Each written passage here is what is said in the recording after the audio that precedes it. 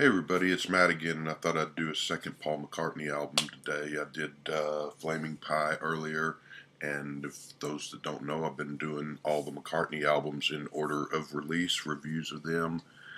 And so, having done Flaming Pie, there's also some that I skipped, the live albums, the Trip in the Life Fantastic, and Paul is Live, which I've got, but I did Wings Over America, and that's going to suffice because I don't want to do all those live albums otherwise.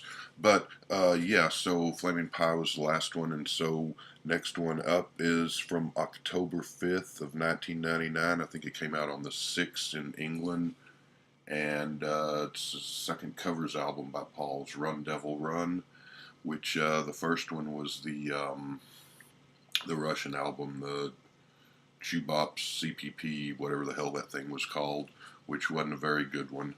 This is quite a bit better, and so this actually went to number 12 in England, went only to number 27 in America.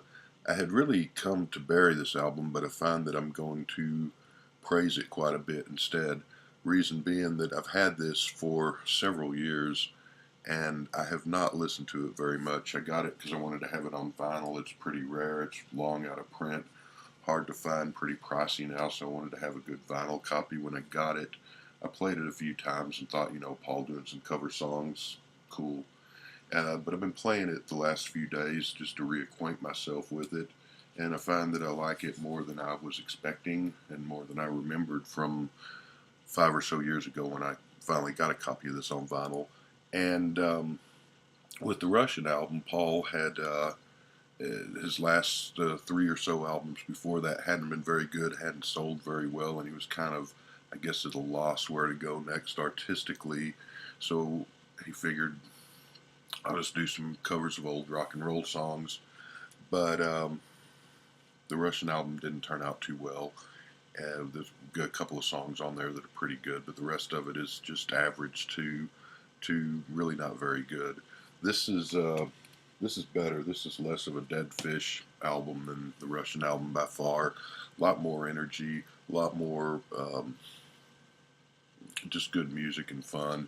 It's the reason that he made this one is sadly that Linda had passed away in '98, and so I guess he just wasn't in the mood to write songs yet, and figured as sort of work through his grieving process, the therapy to get through that, he would just do some rock and roll, upbeat, old 50s rock and roll songs. He did write 3 originals on here, but the rest are all covers. And he does a good job because most of these are pretty obscure covers with a couple of exceptions. There's Brown Eyed Handsome Man and All Shook Up, of course, the Elvis song, and I Got Stung, which is an Elvis song too, which somewhat well known, but most of these are a little offbeat, which is the way the Beatles used to do it on their cover songs. They didn't cover the obvious songs, they covered the more obscure songs and did a really good job of them and made those cover songs their own, put their own stamp on them, and made them into, like a whole new song. Paul doesn't do that so much on this album. A little bit he does, but mainly it's just doing a cover of the song and having fun.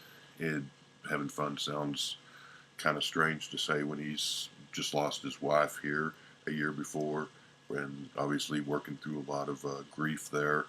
But in a way, this is sort of his Plastic Ono Band album, his Primal Scream album, a cathartic experience to just get back to making music, get his mind off of things, and just not bother with writing songs, just have some fun doing older covers of old rock and roll songs that he loved when he was a kid, and does a good job on it. David Gilmour's on here with him. I don't know if he's on every song, but he's on quite a few of them, which makes me think they must be running buddies because Gilmour's been on several of his albums going back to, I don't remember if he's on Rockestra on Back to the Egg, but No More Lonely Nights he played on, and I know he played on, or pretty sure he played on a couple other songs on another McCartney album or two. But everybody here does a really good job instrumentally. This whole album is very energetic, upbeat. Everybody plays well, and they seem to be having a blast in the studio. Whereas, by comparison, the Russian album, I don't know what was going on with Paul then, but it just seemed like they were just at a loss of what to do musically, and he just sort of ran through the songs, through the motions, which isn't the case here. But yeah, so just get started with the track listing. Side one, Blue Jean Bop, which was an old Gene Vincent song. This this really captures the '50s rock and roll sound, that reverb and echo, that sort of Sun Records early '50s sound. Uh, Guitar's good in it. This funny thing is you get the guitar coming in and it sounds really good and 50ish at some points, and at other points it sounds a little too modern while you got this 50s music playing with it. So it's kind of a jarring effect, but it doesn't really take away from the song. It's a really good performance. I give it an 8. Whether it's better than Gene Vincent's or not, I don't know. It's about a Vincent's is a little better, but it's about a draw here. Second song is She Said Yeah, a song that was oddly enough written in the 50s by a guy named Roddy Jackson and another guy you might have heard of named Sonny Bono, would be the same Sonny and Cher guy. Uh, Larry Williams is the guy who did it originally, who, of course, the Beatles covered several Larry Williams songs like Slow Down and so forth. Um, Very good, just Paul screaming and shouting and having fun and sort of working through his demons, I guess. So I give it a 9. It's a really good song. The thing is, Larry Williams' version is actually better than Paul's. That'd be the best of the bunch. And also better than Paul's, I think, is the Rolling Stones version of this song from, I think, Now album in 1964-65, which is an album opener. Both really good versions, but Paul does a great version too, and so I give it a 9. I like that one. All Shook Up is the third song. This is, of course, a song written by Otis Blackwell that Elvis Presley did and made famous. Everybody knows All Shook Up. Paul's version here, it's okay. I'm just going to give it a 5. It's nothing special about it. Elvis' version is clearly better than Paul's version on this one, I've got to say. Uh, Paul seems to be having fun doing the song, but not a lot to it. I'm only going to give that one a 5. So we come to the first original song, Run Devil Run, of course, the title of the album. Paul wrote this. Sounds very 50-ish. Good song.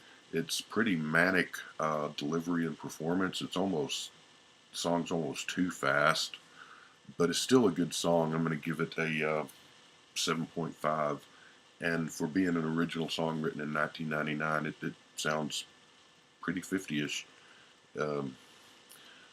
Fifth song, side one, is called No Other Baby, which was originally done by somebody named Dickie Bishops and the Sidekicks. But the version that Paul, according to what I've read, the version that he was familiar with was the Vipers, Vipers, which was, I think, a skiffle group over in England.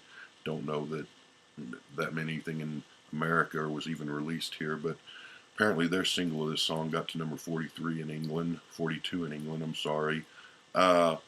Dickie Bishop's version, looked up on YouTube and listened to, and the Vipers too, both pretty good versions.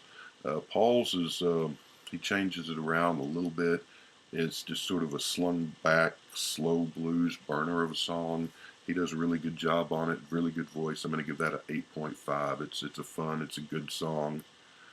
Lonesome Town is the 6th song on side one, and I think that is the, no, it's not. I thought it was the album side closer, but Lonesome Town, number 6 song by Ricky Nelson, of course, which is a pretty, that's also a pretty common, well-known song. Country western sounding thing, which the Nelson original was too. I'm going to give it an 8 on here. I like Paul's version. Nelson, I was never big on all that much. I think he's okay. But I went back and listened to his original too, which is good. You know, and I hear that on the radio. I remember hearing that song on the radio. But I like Paul's version. I'm going to give it, what I said there, an 8. Pretty good version. I think I may even prefer it to Nelson's version. But good song. Try Not to Cry is the seventh song on side one, which Paul wrote. It's very high energy, raucous rock and roll song here. Actually sounds a little more like a 70s FM rocker than a 50s rocker, but doesn't really matter, I guess. It's just a little out of place on this album. It's a good song. I'm going to give it a 7.5, and that's, I think, the second Paul original on this album. Number 8, this is a good song. It's called Movie Mag by Carl Perkins, who, of course, had played with Paul on the Tug of War album, and the Beatles had covered Perkins and was a big hero of them. George played with him, I think, in the 80s, and so this was Carl Perkins' old Flip single, which was a subsidiary of Sun Records. Uh, Great. Look up the Carl Perkins version. It's a good version. Paul's just having a ball on this, having a lot of fun. One of the really strong songs on this album. I'm going to give it a 9. And that closes out side one. So we go to side two. Side two opens with Brown Eyed Handsome Man, a famous Chuck Berry song. Berry's version is better than Paul's, but Paul's is really good. I'm going to give it a 7. Paul does a little different arrangement. It's kind of a Zydeco, New Orleans Cajun type shuffle beat to it. So it's interesting that he changes it around some, but it gets a 7 from me. Second song on side 2 is excuse me, What It Is, which is another, I think the third, and that's the final Paul written song.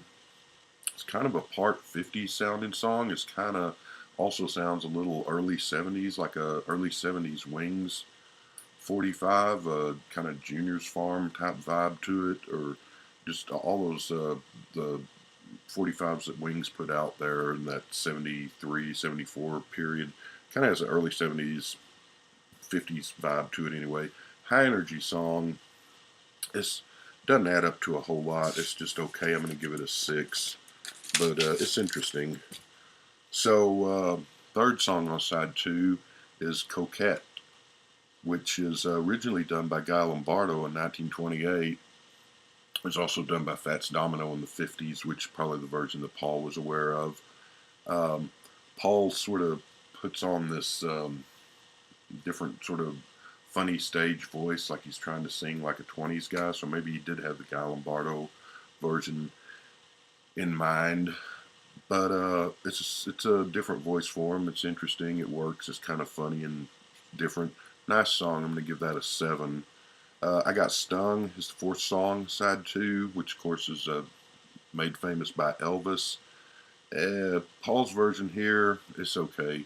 The Elvis version is better. It's a pretty good song by Elvis. By Paul, it's just, I'm going to give it a 5.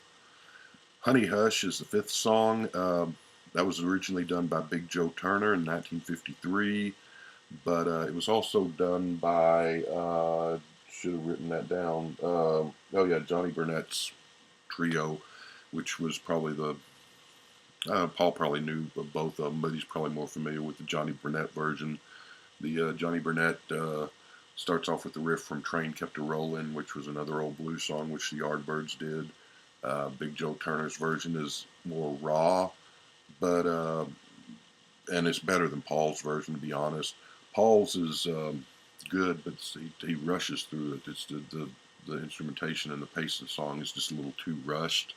Sounds a little off, but it's not bad. I'm going to give it a 6 on Paul's version.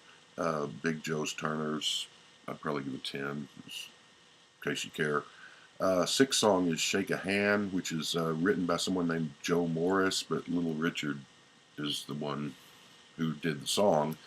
Paul's version is good. I like the piano. I like what he does with it. I'm going to give it a 6. Little Richard's version, frankly, blows it away. That would get a 10. That's a great Little Richard song. If you've never heard that one, Shake a Hand by Little Richard, go on YouTube and look it up. It's a great old 50s rocker. That wasn't a huge hit as far as I know. The seventh song is Let's Have a Party. Paul's version here is, again, the music that production, the music, the pace is too busy. Paul's vocals are kind of buried behind the mix, unfortunately. It's not a bad version. I'm going to go 5 on it though. But Let's Have a Party is more famous for having been done by Elvis Presley and Wanda Jackson. Uh, Paul's version of 5, Elvis's version is nice, but it's too tame. Kind of weak tea, but still a nice version. It'd be better than Paul's version. Probably give Elvis's version, like a 6 for 5.5. Wanda Jackson, though, she did it. She does the quintessential version. She's the king of this song, and she wins out. Her version beats out Elvis and Paul by a long shot. Uh, so that's yeah. Let's Have a Party. Now, there's one other song called Fabulous, which is not on the album, but was on the flip side of a single. There was only one single released from this album, and I do not remember which one it was. Maggie, Movie Mag, maybe. I don't know. Anyway, there's one single released from this album, and the song Fabulous was the flip side of that, so B-side only. It was also released on iTunes only, flip side, and on iTunes. So Fabulous is by somebody named Charlie Grace, who did this back in the 50s, had somewhat of a hit with it. Charlie Grace's version, he sounds kind of like Elvis. It's got the backup singers. It's got that all shook up sort of sound or feeling to it. Paul's version's okay. He does it in his 50s sounding Paul's 50 sounding version. He does it in his sort of Paul's version of the Elvis voice, which is good. It's fun. It picks up a little towards the end and gets better. I'm going to give that one a 7. So, yeah, in the overall, I think I'm going to give this album a 9, qualified 9, because I'm not saying this is Ram or Back to the Egg or Tug of War or anything, but for a cover version album, which I'm usually not a huge fan of cover versions, but this one's fun. This is a good one to put on when you're doing stuff around the house. It'll put a pep in your step. It'll get you dancing and moving around, and it's just energetic and upbeat and fun.